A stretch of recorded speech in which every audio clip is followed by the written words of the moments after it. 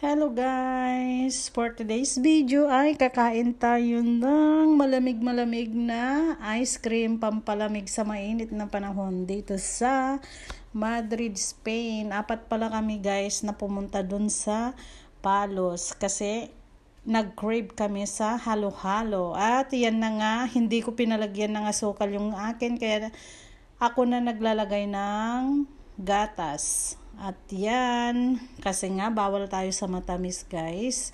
Pero wag kayong mag-alala, hindi ko kakainin yung ube niya, ube halaya at saka yung ice cream. Kasi bibigay ko yan sa asawa ko guys kasi nga bawal tayo, iwas-iwas sa matamis. Kaya hindi ko pinalagyan ng asukal yung sa akin.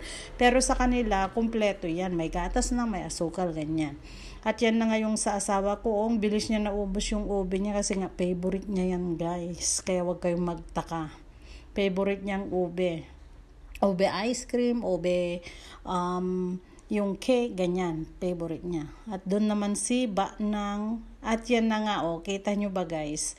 Sa akin, puti lang yung kulay. Kasi nga, binigay ko yung ube. Sa kanila, ibang kulay.